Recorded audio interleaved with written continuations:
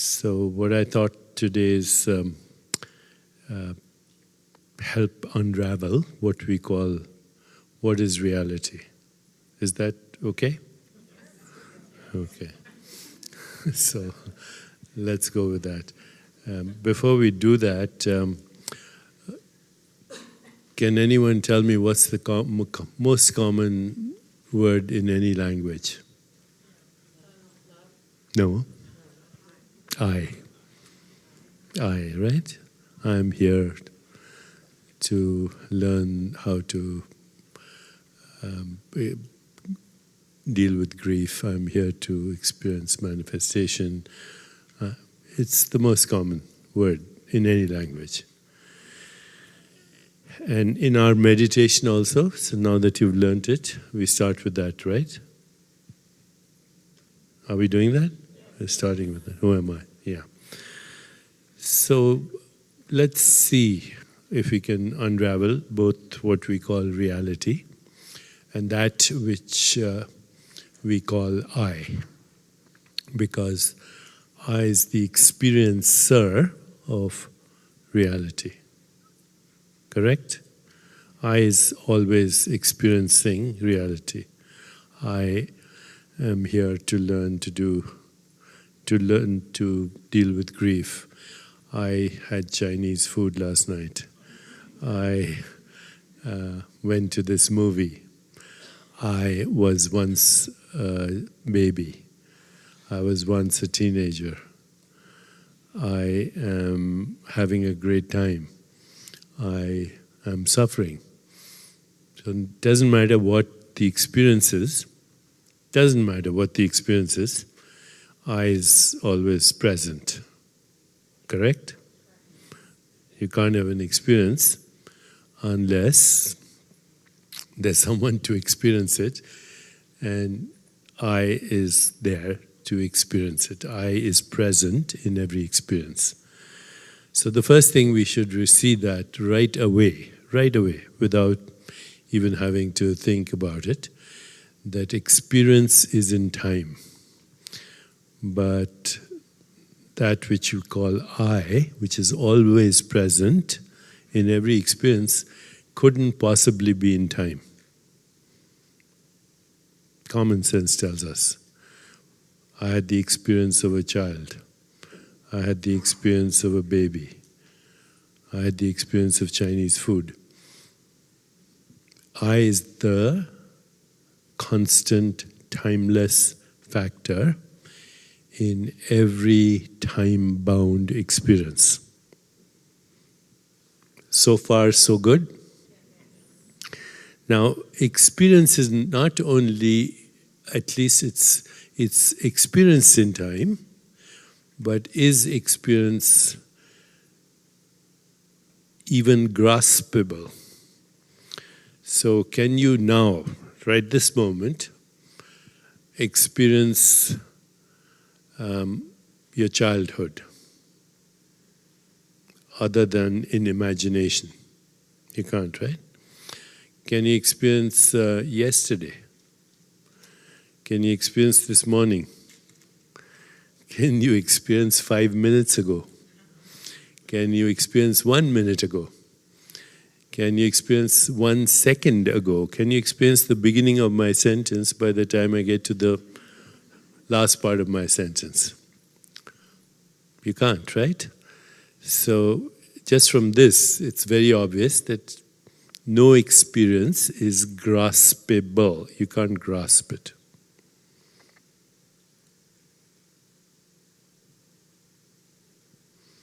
The past is ungraspable. The future is ungraspable. And even the experience you're having now is ungraspable. Because as soon as it arises, it falls.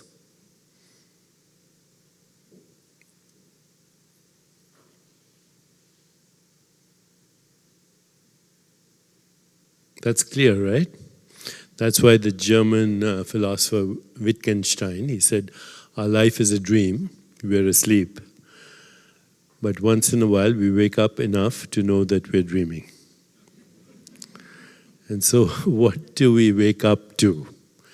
we wake up to the presence of I. And once we wake up to the presence of I, then we know who that I is, we know what that I is, and we also ultimately, by slowly shifting our internal reference point to who or what that I is, ultimately we go beyond suffering. Because what we call suffering, human suffering, not animal suffering, because animals also suffer if you treat them with cruelty.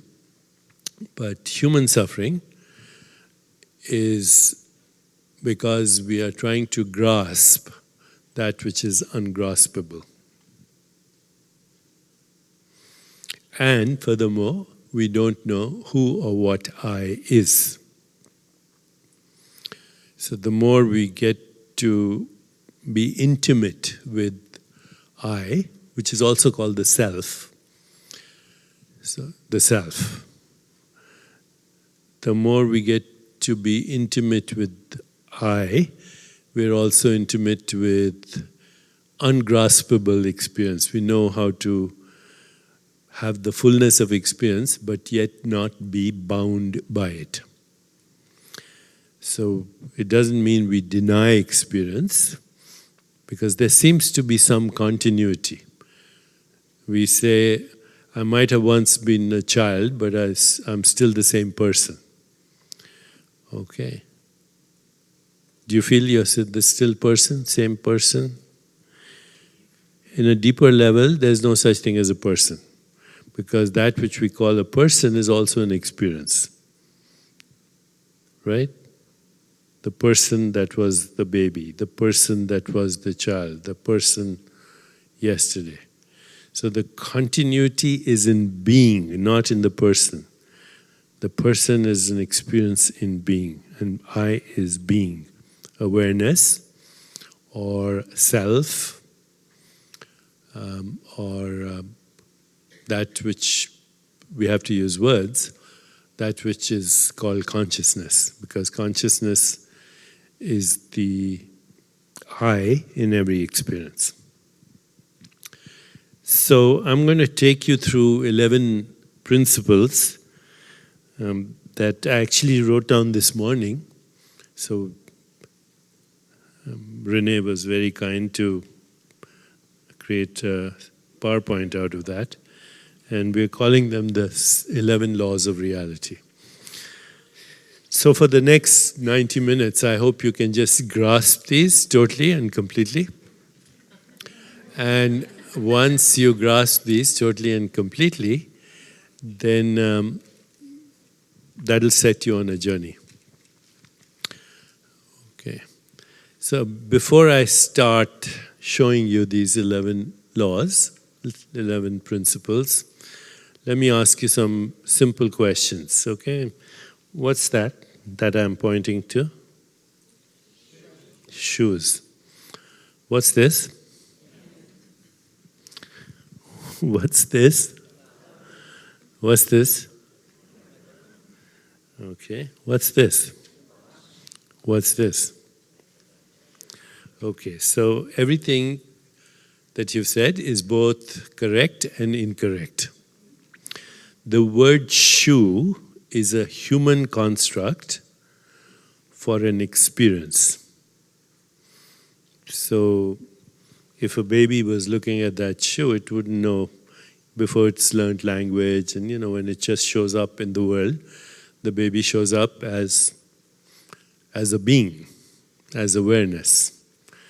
It doesn't have this concept, shoe. So what does it see? A color, a shape, a form. Right? And if you give the baby that object, it might try to taste it and smell it.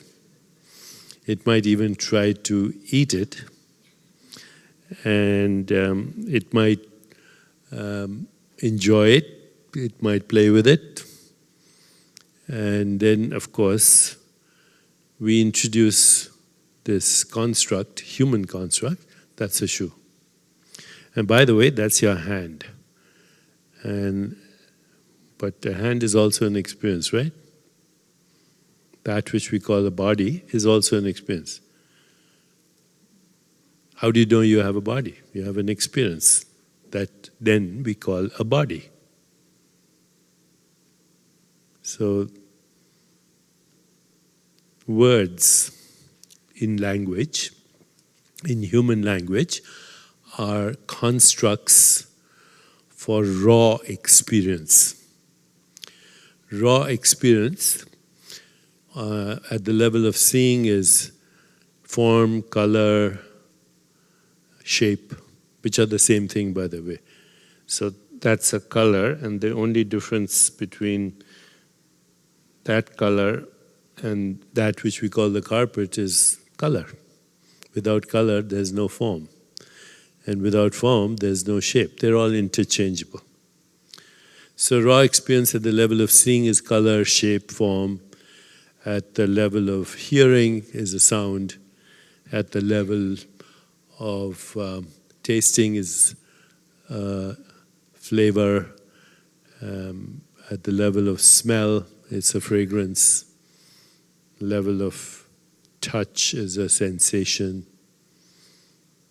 And then the construct, that's a shoe, that's a hand, that's a body, that's a microphone. These constructs are thoughts. They're interpretations of experience. And if you like the experience, we say that's pleasure.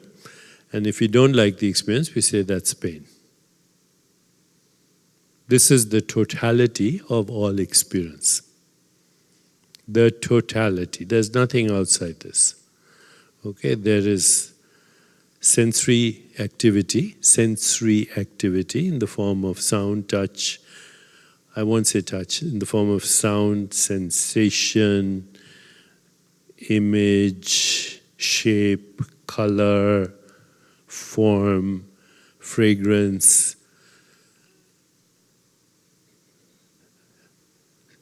flavor, and then there is interpretation of that as a thought, human interpretation, which is a label. We can also call it a construct. And then there is the experience of pleasure and pain, which then has its own modulations, modified forms of pleasure and pain, which ultimately express themselves as love, attraction, empathy, compassion, joy, and many other flavors of that. If we like the experience, then that moves us in a direction of connectivity with all that is. If you don't like the experience, that turns into first pain and then fear and then the remembrance of that can be anger, the desire for vengeance, resentments, grievances, blaming our own self, guilt, shame, depression. It's the wide variety of experiences that we call emotions. Okay, so in summary, all experience is either that which we call perception, because sound and flavor and taste and fragrance and sensation and form and color, this and shape, this is perception. So all experience is perception. Sometimes just a vague sensation in the body. An interpretation of that, which we call a thought. And then either in very fundamental ways finding some kind of pleasure in the experience, which turns into all these modulations of that which we call love, compassion, joy, empathy, peace, or the opposite, guilt, shame, depression, fear, anxiety, grief, etc. Okay?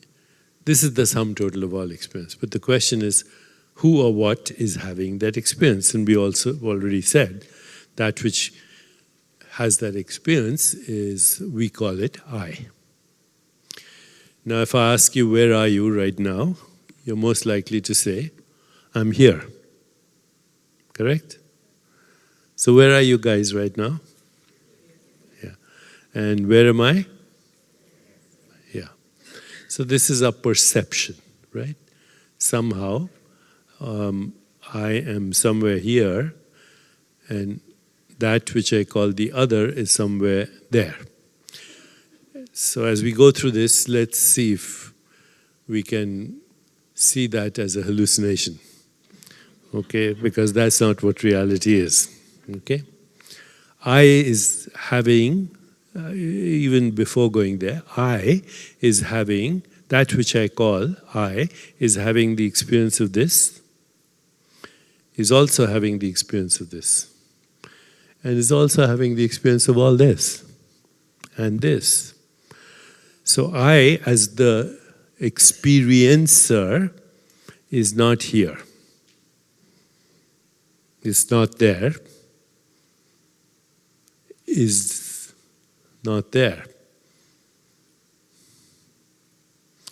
I is experiencing itself as this body and this mind, which is interpreting the experience, as all those bodies and minds, and all this.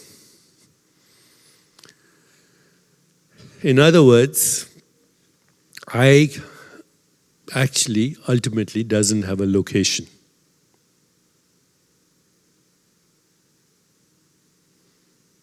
And doesn't occupy space either.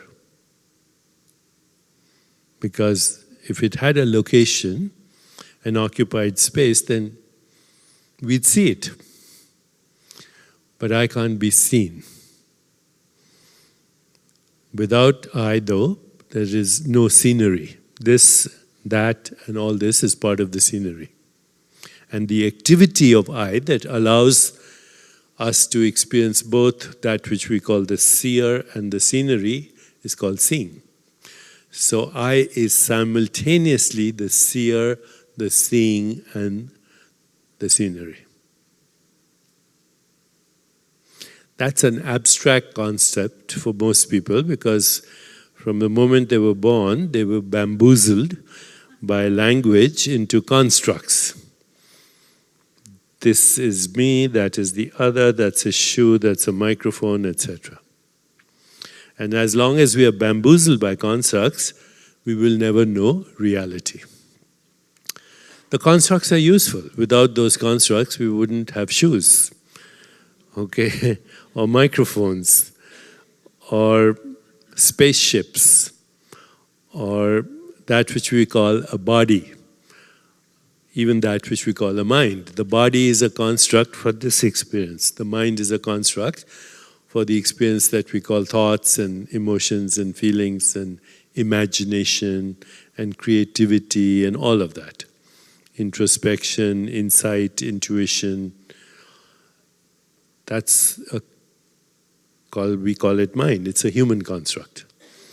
And this is also a human construct, that which we call a body, for an experience. The experience is just this, what I just told you.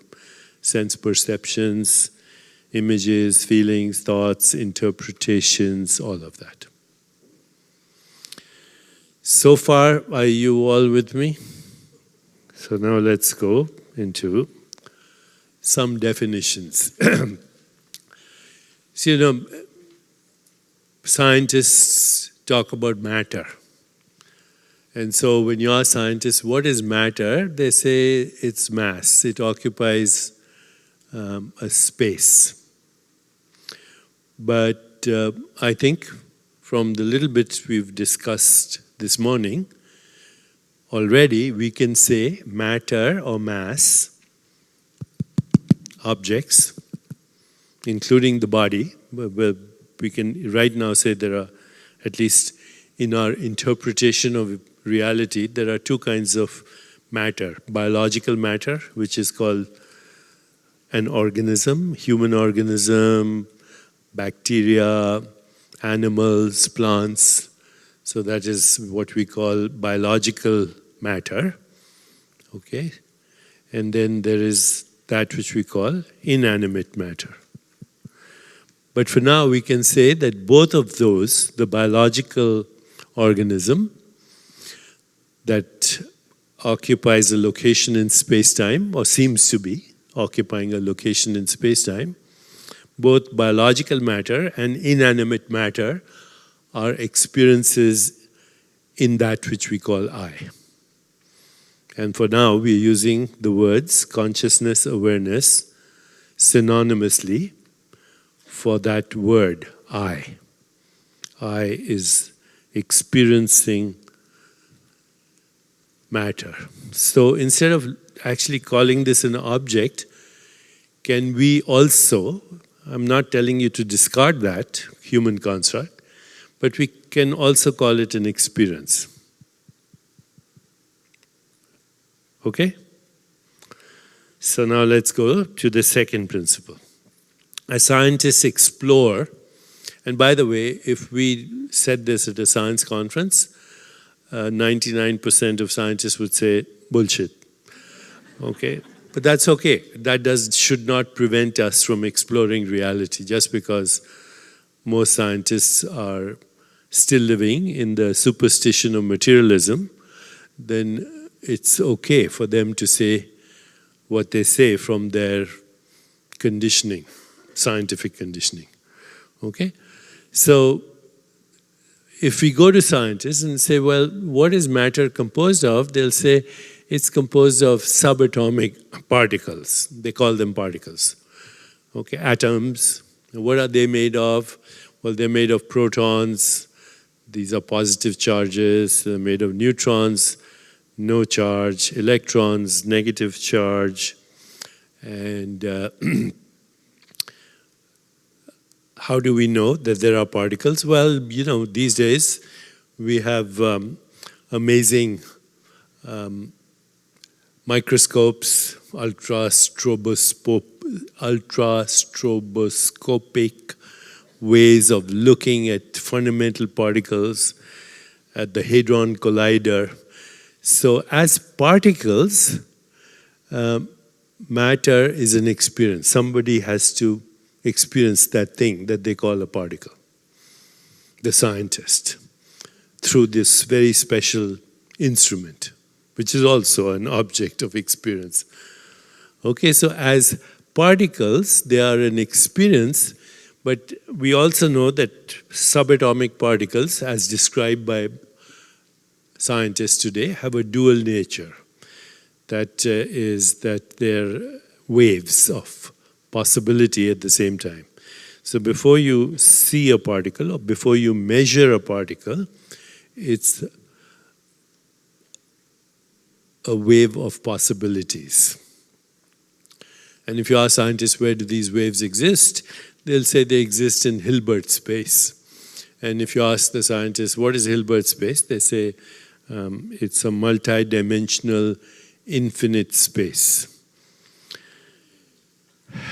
And then you say, where is that? And they'll say, it's a mathematical idea. It's a mathematical. Hilbert's the name of a mathematician. Okay? So, but if you persist, you say, where is that space? Then the most likely answer you'll get is, shut up and calculate. The calculations work. All our technologies today based on those calculations. Whether it's we use transistors, or you use your iPhone, or you watch television, or you surf the information highway on the internet, or you send emails, or send these days, you can send a song, you can send a movie, all of that. So it all works, right? So shut up and calculate. Don't ask questions we can't answer. Okay, but I think we can say as particles, subatomic matter is an experience. You can see it. Actually, you can't even see it. You see a trail of it in these big experimental, what are called hadron colliders, etc. Nobody sees actually a particle.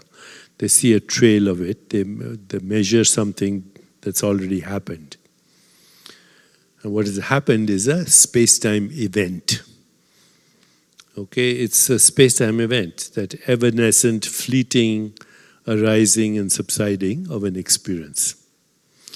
But before the measurement, waves exist as possibilities or as concepts.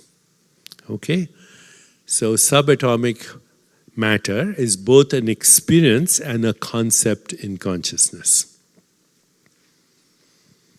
Are you with me still? We can always go back on this. You know, Renee will put it up on YouTube and you can always go back on this. But if we explore this properly and we really understand it and we live it, then I can assure you that you will be able to understand grief while experiencing it, but you one day will be able to go beyond it. You will be able to understand what is called manifestation, and you will be able to understand the meaning of birth and death and how those two are constructs. So just be patient and bear with me as I take you to the third law.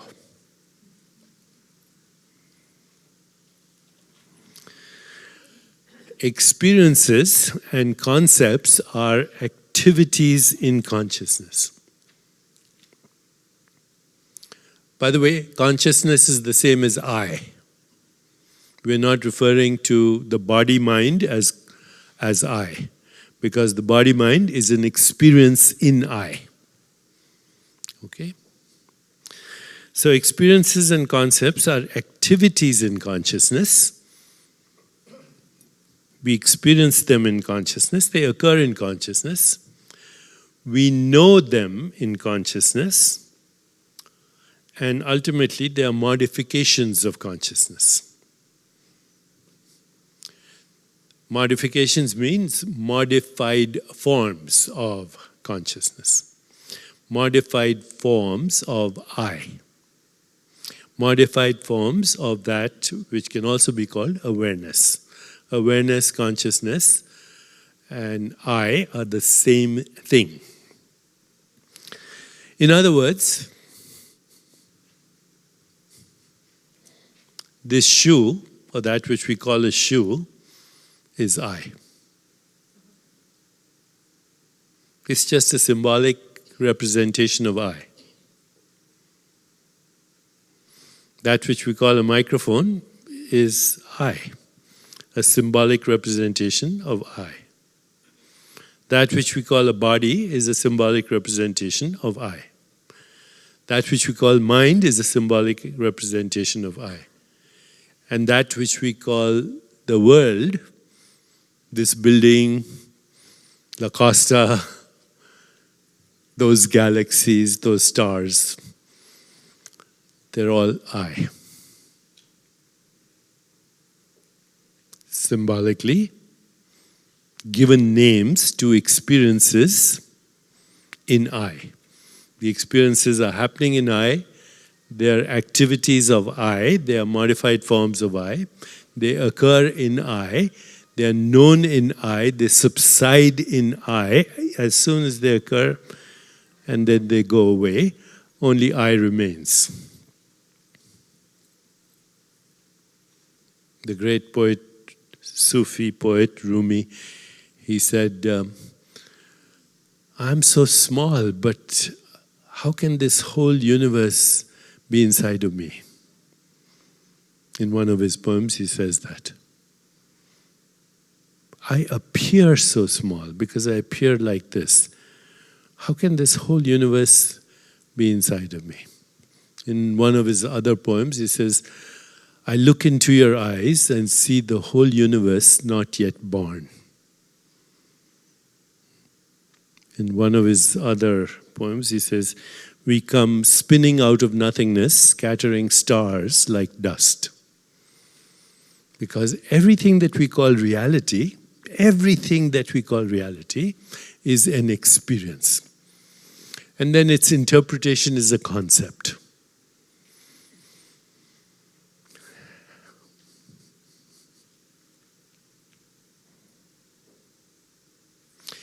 So everybody uses these words, and these words are very much part of our scientific language, so we have to respect the language by also going beyond it a little bit. So, energy is the ability to do work. That's how it's defined in physics. Because of energy, I'm able to move that which I call my body. Because of energy, I'm able to vibrate that which I call my vocal cords. So you can hear me. And when you look up matter and energy, we find that ever since Einstein anyway, energy and matter are the same thing. Matter can be converted into energy. Energy can be transformed into matter through a process, all kinds of processes, but no one argues that matter and energy are the same thing. That's the famous equation which every school child learns, E is equal to mc squared. So kinetic energy is the energy of motion. Like this is kinetic energy. This experience you're having of this object that you have decided to call Deepak, that's kinetic energy. And then potential energy is a result of an object in a certain location. Okay, that potential energy is a result of its position or rest mass. But now, with having gone as far as we've gone, we can see that therefore, since matter, energy, mass are the same thing, there are also experiences in consciousness. They're experiences. This is an experience. Neither matter nor energy can be created or destroyed. That's one of Newton's laws. Everybody knows that, right? You've heard of that law, right? Matter or energy cannot be created or destroyed. They just change expression.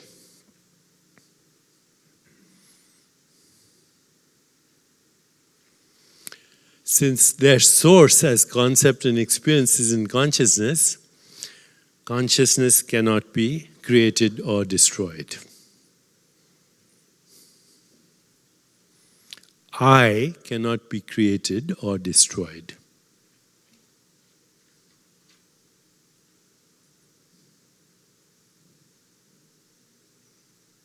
Are you all still with me?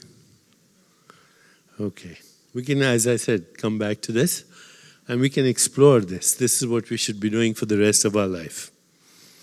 Because otherwise life is totally meaningless, okay? So consciousness cannot be created or destroyed.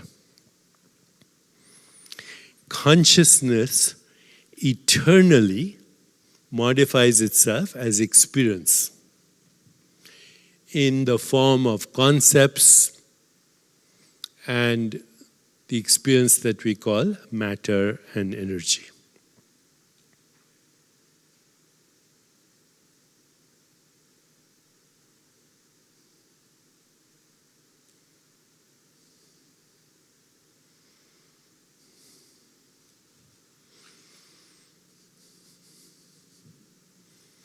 I is eternally modifying itself. I is modifying itself into this, that, and all this. Something happened. That experience is no longer there. Can we resurrect the experience, please?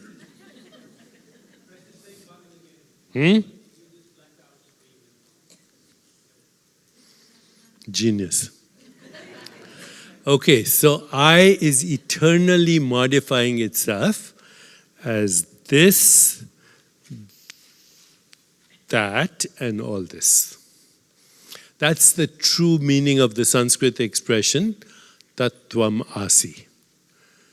Tattvam Asi. I am that, you are that, all I am that, you are that, all this is that, that alone is.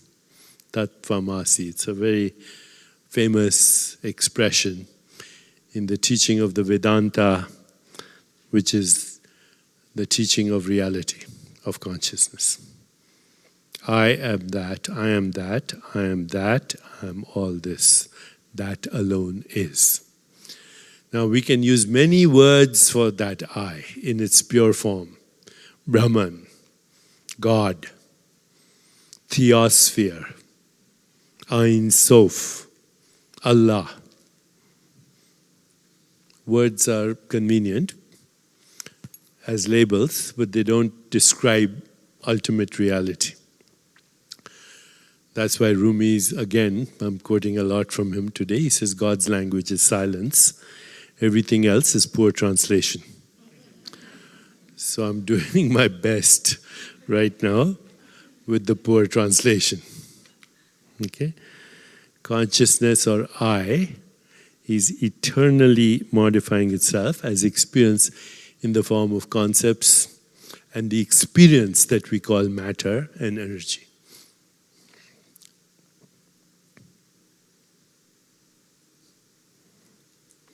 The ground state of all modified states is pure consciousness. Okay, so let's experiment with that idea a little bit, okay? I want you to close your eyes right now and think of a beautiful sunset on the ocean.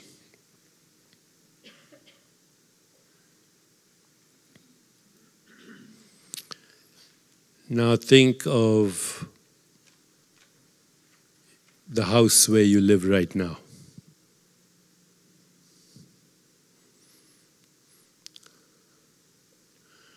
Now think of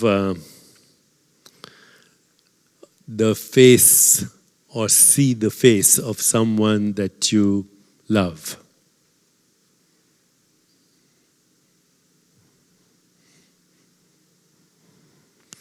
Think of this golf course outside at La Costa.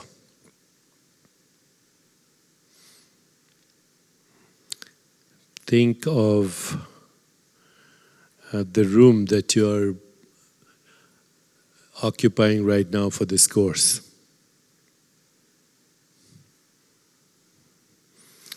So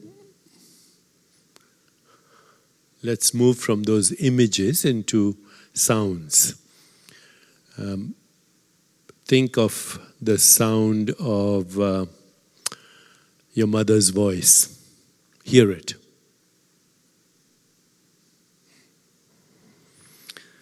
Listen to the sound of a bell.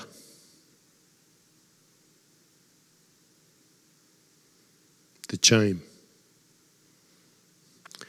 Listen to the sound of a dog barking.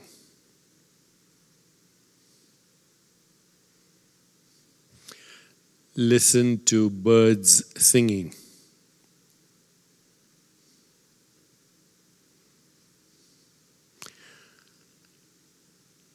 Listen to your favorite song. Mine is John Lennon's Imagine.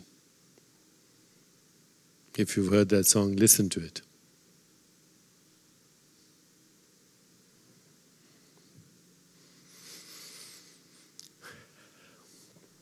Now,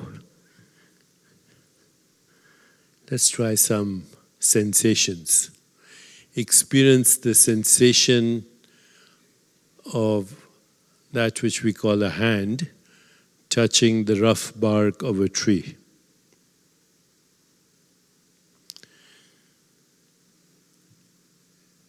Experience the sensation of touching the skin of a newborn baby.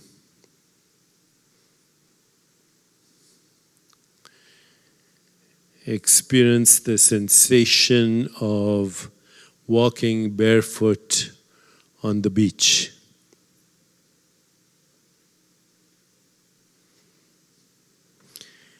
Experience the sensation of your bare hands digging into the earth, looking for treasure.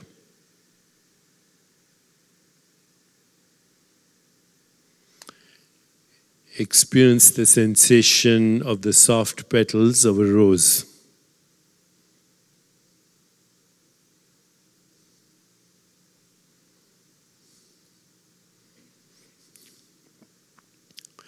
Experience now, let's try some taste. So experience the flavor of chocolate ice cream.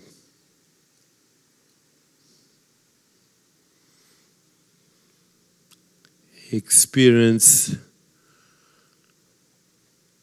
the taste of pizza.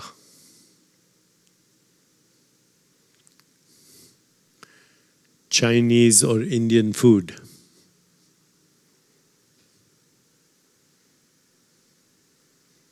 A lemon.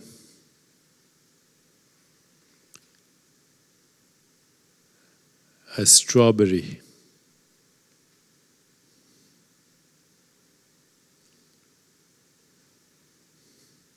A watermelon. Papaya.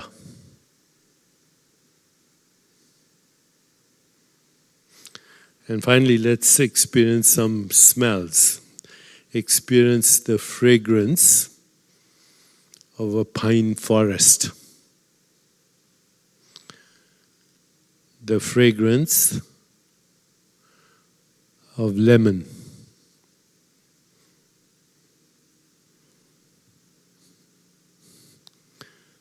The fragrance of the locker room in your gym. Not a fragrance, an odor.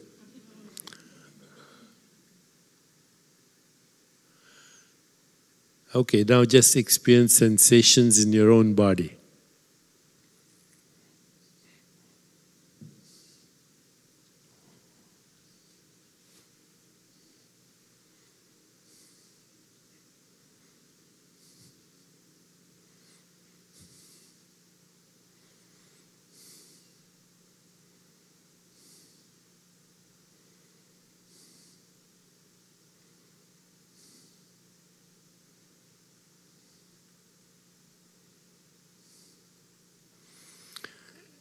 Now pay attention to the sound of my voice.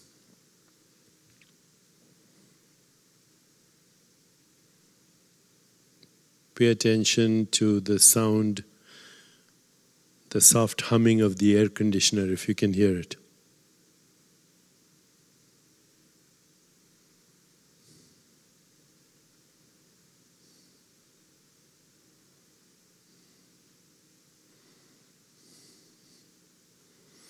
Okay, now you can open your eyes and just look at your hand.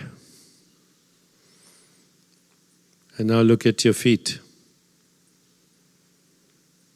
And now look at me. Look at these flowers, the screen, the lights, all the colors and shapes in this room, that painting.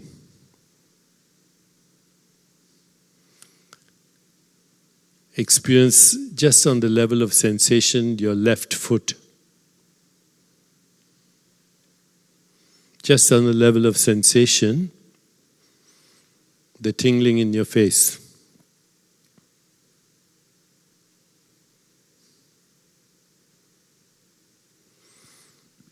Maybe you can take your hand now and smell it. If you feel like, you can taste it.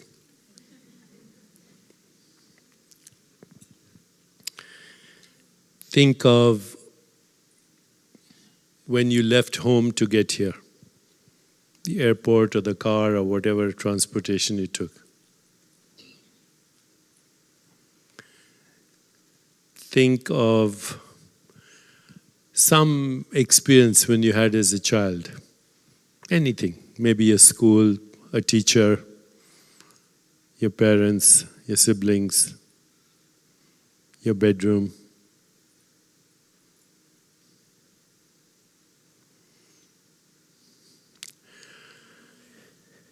Now, let me ask you something.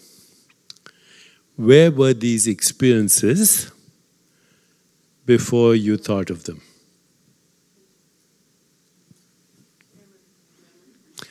Where was the memory? I don't think if I go into your brain I can see a sunset or a strawberry or chocolate ice cream. The brain itself is an experience, right? How do you know there's a brain? Either you've seen it on a CAT scan or a picture, or as a doctor I've seen lots on the dissection table in dead bodies. Those are all experiences. So where was the memory before you actually experienced it? In the space. So that's okay. It was in consciousness. It was in I. Okay? It was in I. Where else could it be? And what did I do? I had an intention, a thought. And then what happened? I modified itself into that experience. Does everyone understand this? Before, the intention, which was also in I, those experiences, whether you call them memories or just experiences, because memory is an idea, okay? All you can have is an experience. And when you have a memory, that's an experience now. Correct? So instead of saying memory, just say, before I had the intention, those experiences already existed as possibilities in I.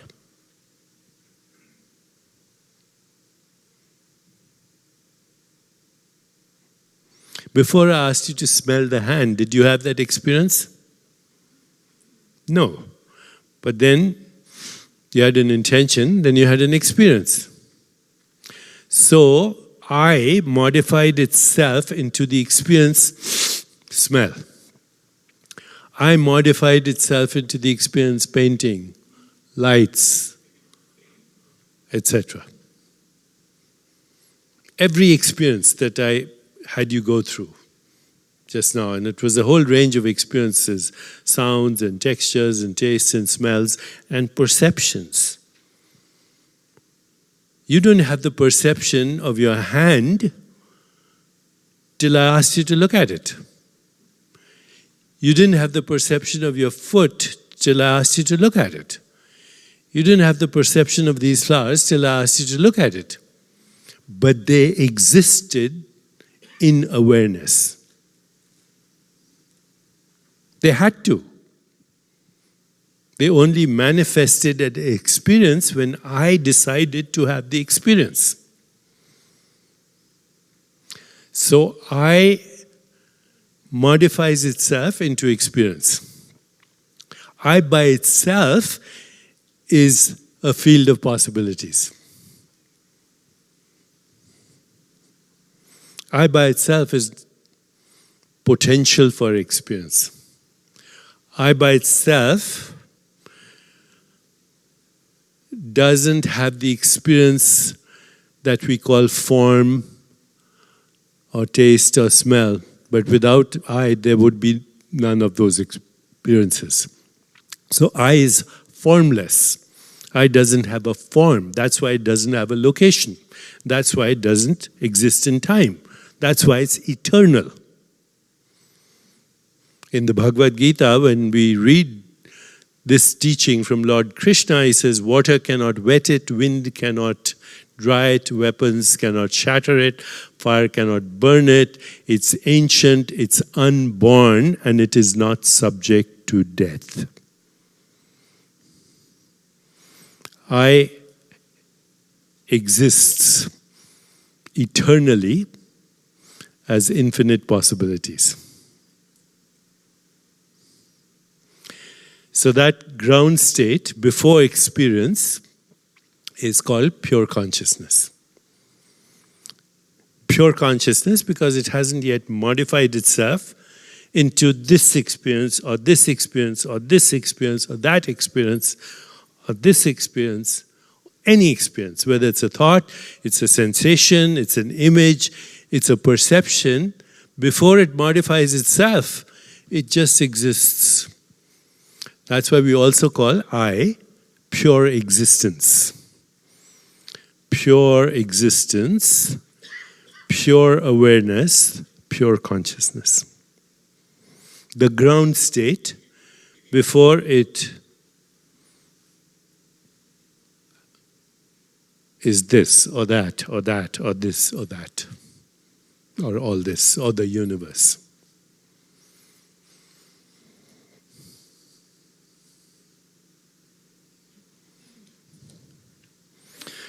Beyond all states, at the source, reality is pure consciousness, infinite possibilities. We can also say it's infinite possibilities, infinite creativity, infinite imagination, infinite range of experiences. The ones that we enjoy, we call them good, and the ones that we don't enjoy, we call them bad. And if we are terrified by the experiences, we can also call it evil. Okay, if we are full of joy with the experiences, we can call it good. Those are, again, interpretations of the experience.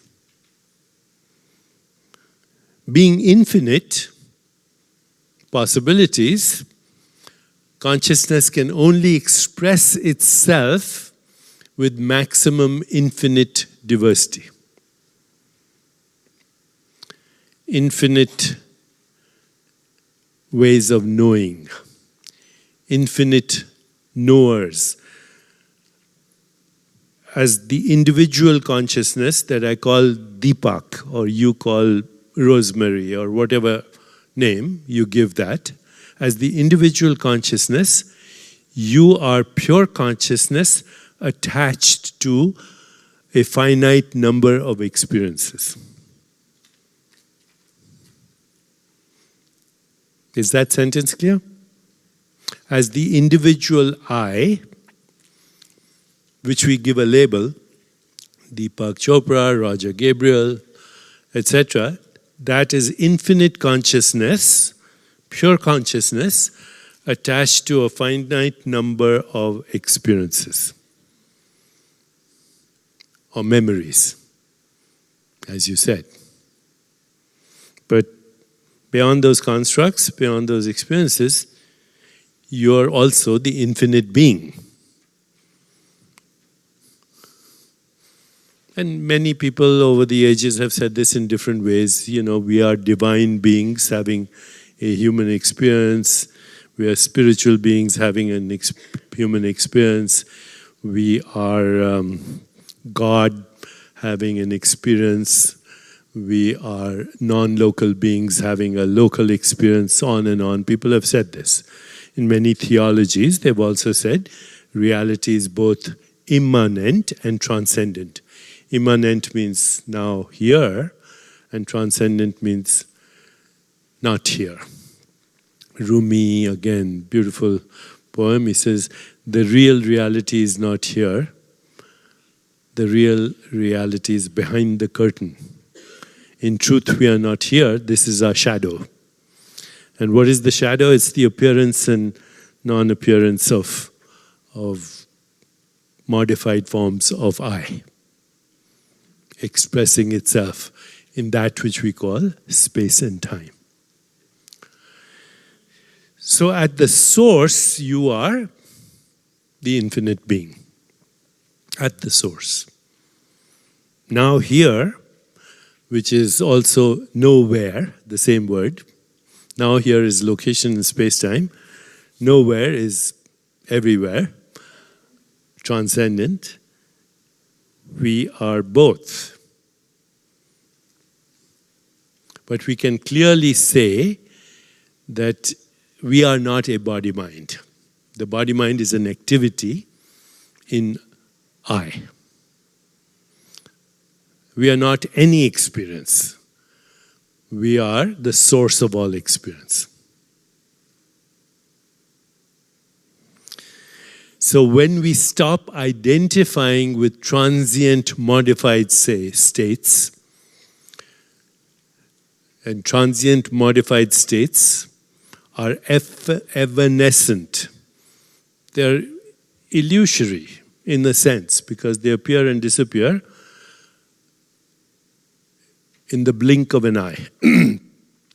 When we stop identifying with transient modified states, we know ourselves as pure consciousness or infinite possibilities. We know ourselves. We don't experience ourselves, we know ourselves. Experience is always a sensation, an image, a feeling, a thought, a sensory perception. But who we are is the knowing of experience. Knowing. The only thing you can be sure of is you exist. Is anyone in doubt about their existence?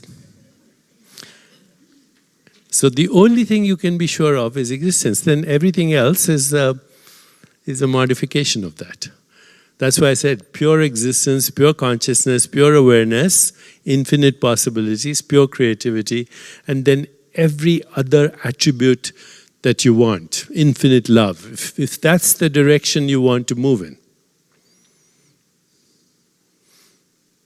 But again, we also know that all experience is by contrast, right? So you can't have an up without a down. You can't have a pleasurable experience if you don't have the contrast of a painful experience. You can't experience hot without a cold. You know, the hot and cold, up and down, joy and sorrow, grief, infinite love. The choice is ours, by the way. And what is that choice? Attention and intention. That's all you have. As pure awareness, pure existence, pure consciousness, infinite possibilities. If you want to have an experience, you have to decide what are you going to put your attention on. And before you put your attention on it, you have to have an intention. So you can say attention and intention are the triggers for transformation. The triggers for transformation. From possibility to that which we call actuality. From the unmanifest to that which we call the manifest. From the immeasurable to that which we call the measurable. Attention, intention. I asked you to look out at your hand. The hand existed in awareness but not as an experience. I asked you to smell the hand. That smell existed in awareness but not as an experience. Is everybody clear on that? I asked you to look at the microphone or those paintings and colors. Those experiences existed in awareness, but not as experiences. And all you had to do, you don't need to know the laws of physics. You don't need to know, what are gravity waves or the curvature of space-time. You don't need math. All you need is being and attention and intention. And then that'll be your experience. Till you transform it with another intention and intention.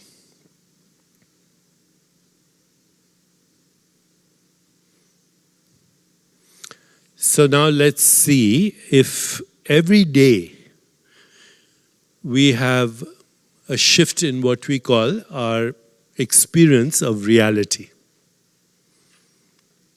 Every day. So you had an experience this morning called breakfast or waking up. It's gone. It doesn't exist as an experience right now. But what exists as an experience right now is this.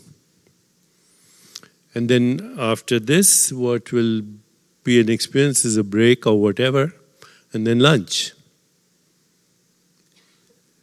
And if you're present to that experience, meaning you're not distracted, that's called, these days, we call that mindfulness. To be mindful of ourselves having an experience. And that, by the way, we now know from a lot of research and lots of amazing people who are doing this research, that when you're mindful of having an experience, that changes your biology, because your biology is also an experience. It changes your brain. It activates those parts of the brain that are responsible for what we call perceptual activity and also what we call cognition.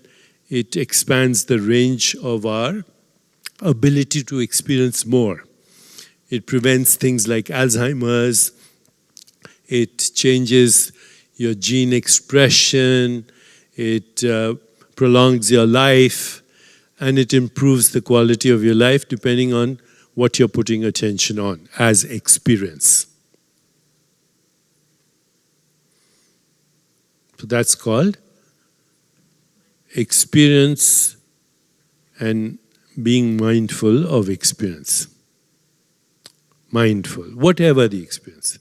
We also know that at the level of conscious experience, you can only have experience of one thing at a time. That multitasking actually destroys your brain networks, and it's not possible. If you're listening to me and you're checking your iPhone with messages, you're not doing either. Okay?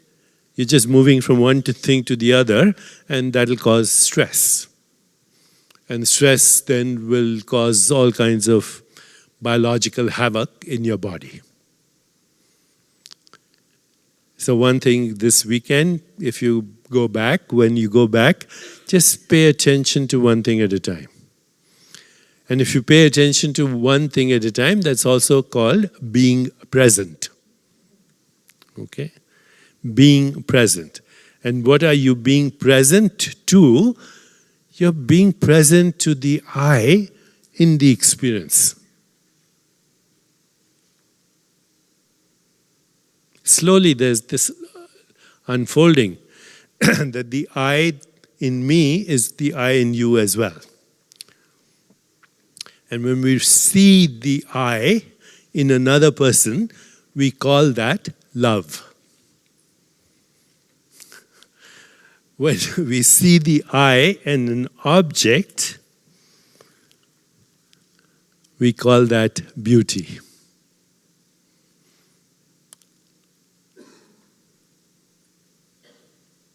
Being present to experience is both love and beauty. It's also truth. It's also harmony. It's also intimacy. So nothing is more valuable than being present. That's what mindfulness is. It's in a way a wrong word, because you're not using your mind. You're being aware even of the mind. Right? Because the mind is a modified form of you. You're just observing it. And if you observe yourself making a choice, any choice, that's also a form of mindfulness or presence. So be present to experience and be present to choices.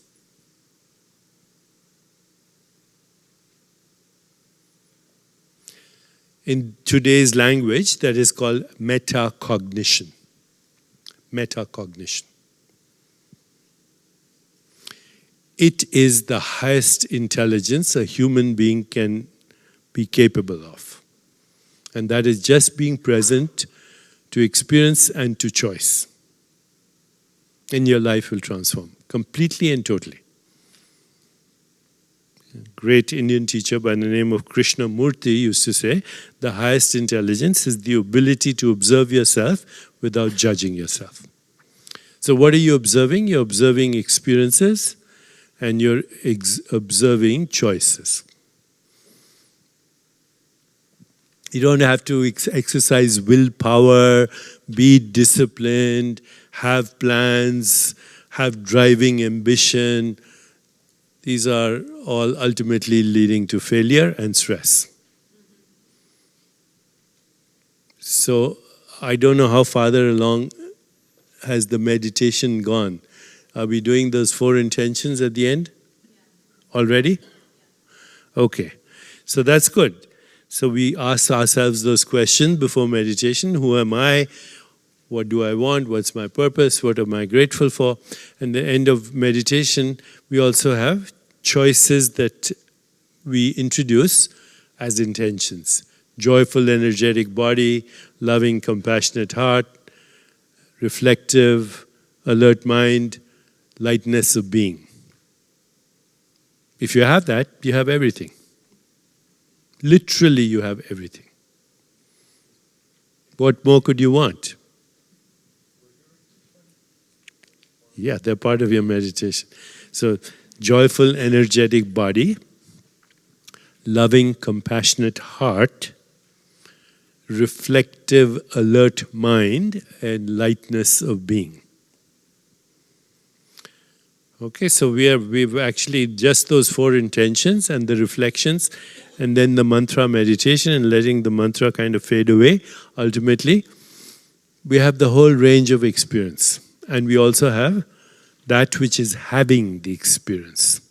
That's part of your ritual now. Even if you ignore everything I've said, if you do that ritual, you're all set. And it's just a ritual. It's like driving a car or riding a bike. It's actually less complicated. And if you make that a habit, you'll unfold everything that people call reality. Everything that people call reality.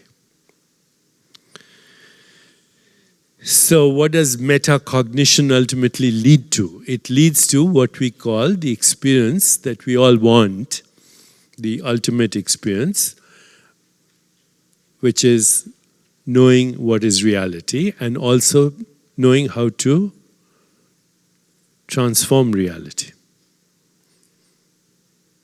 But before that, there's another state that we have access to. And today some psychologists call that flow state. Has anyone heard that word, flow? Okay. So flow is close to lightness of being. Which means there's no resistance, there's no anticipation, there is no regret, there is just now. And if there is, which is truth, can you step out of now? Is it possible to step out of now? When you have a thought about the past, it's now. Have a thought about the future, it's now. Have an experience, is now. So now is not a moment in time. And here is not a location in space. Now here is the timeless presence, awareness of I. And when we are in that state, and no resistance, no anticipation, no regrets, just this, then that leads to a sense of timelessness. We don't have what people call time sickness. What is time sickness? It is not being present.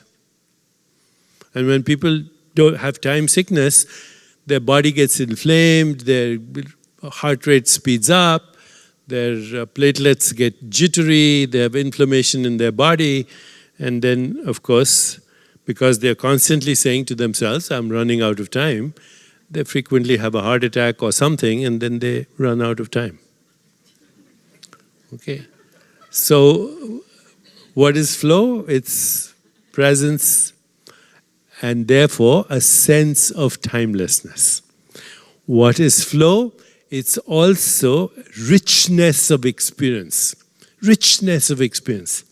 Colors are more vivid, tastes are more enjoyable, whether it's your food or whatever. Relationships are rich. Everything feels rich and full. Flow is also effortless spontaneity, which means the right choice starts to happen in every moment as it occurs. So it's effortless spontaneity, it's effortless slowly, it's effortless choice making that leads you in the direction of evolution. Evolution means in the direction of truth, goodness, beauty, harmony, love, compassion, joy, peace, and finally leads to the fear of death. Because what you realize is death happens to an experience, not to you. In fact, birth and death are happening all the time. Yesterday is dead. The body that you had as a baby is dead. This morning is dead. 5 minutes ago is dead. And if it didn't die, then suddenly everything would be frozen. And we would be living mummies in a fossilized universe. So death is not the opposite of life. Death is the opposite of birth. And birth is the opposite of death, and they happen in every now. What is life? It's the continuum of birth and death. Eternally, timelessly, never-ending evolution. Death, as people normally think of it, is a human construct. That experience is no more. But this experience will be no more tomorrow or this evening. Only the presence or I will be there. Okay, so make that your anchor, make that your internal reference point. Once again, flow is effortless spontaneity. It is no regrets, no anticipation, no resistance. It's being present. It's richness of experience. It's effortless spontaneity.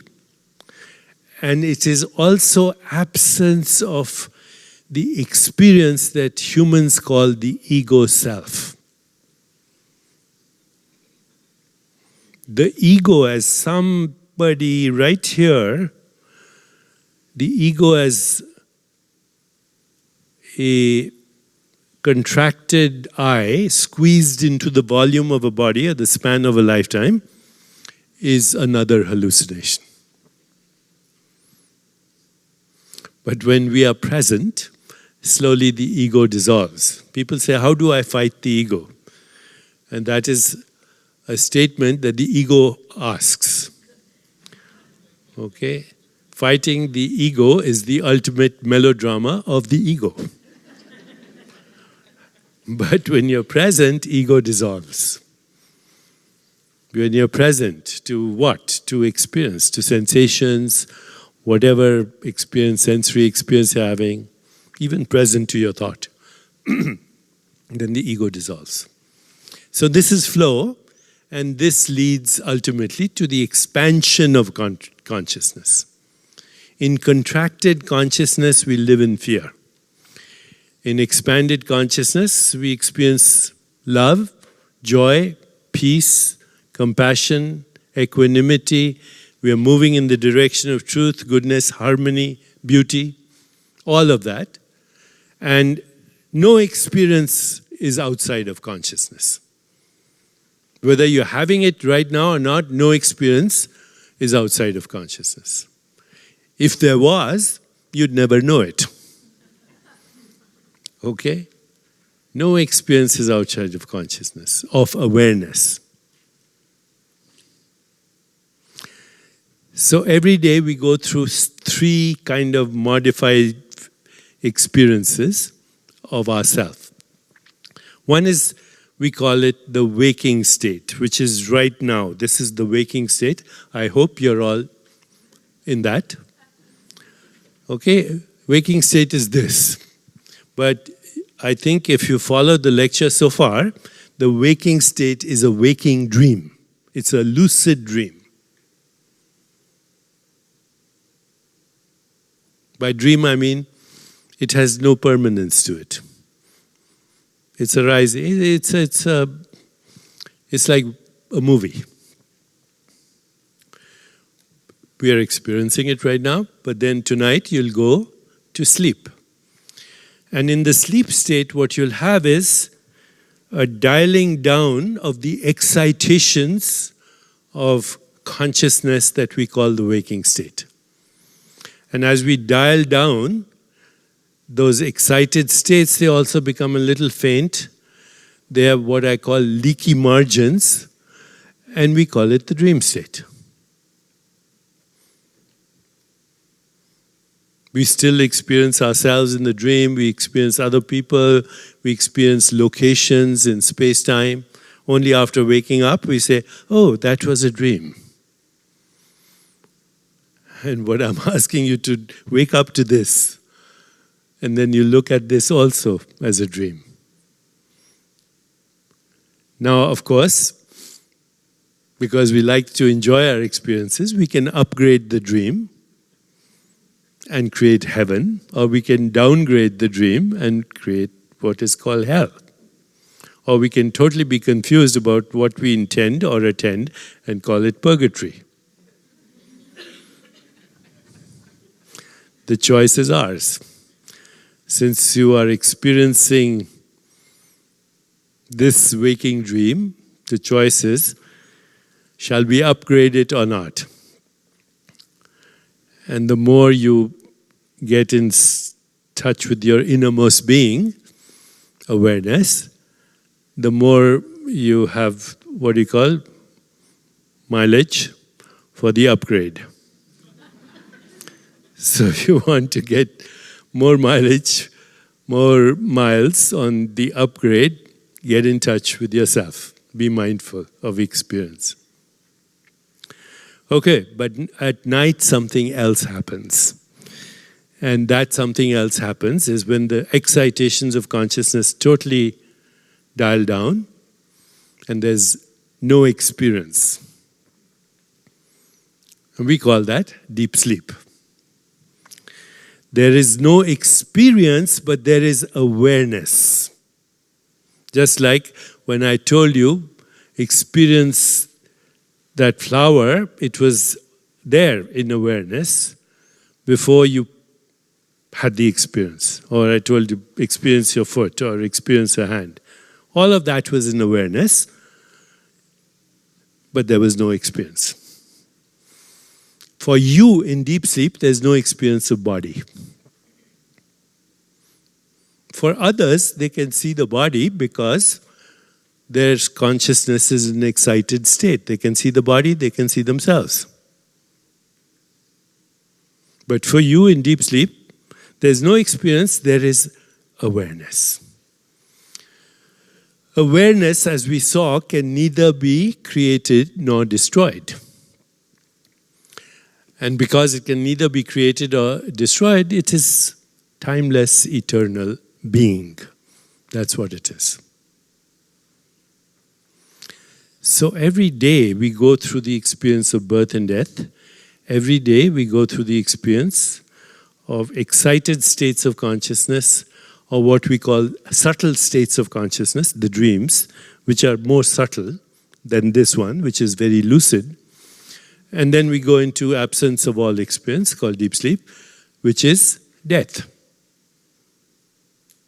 And then every morning we get up, and that's a birth again.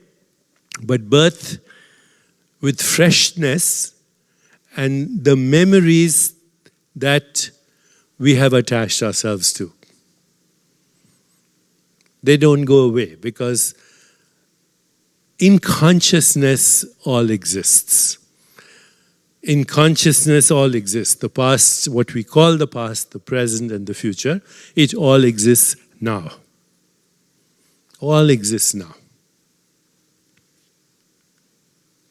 So when we stop identifying with experience, doesn't mean you don't enjoy the experience. After all, we are here because we wanted to have an experience. Otherwise, we wouldn't be here, right? You enjoy the experience, but you're not bound by it. Being bound by experience is called karma. Being independent of experience in the knowing presence of presence, there's no karma. And when there's no karma, it's also called freedom. And it's freedom from all constructs, birth, death, total freedom to endlessly create and transform ourself. Ourself means the knower. Because as an individual, you're a knower. Right? You're not all-knowing, you're a knower.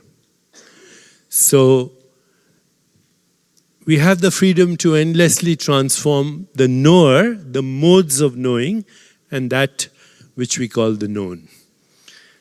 And therefore, we have the total freedom to endlessly transform our experience of reality.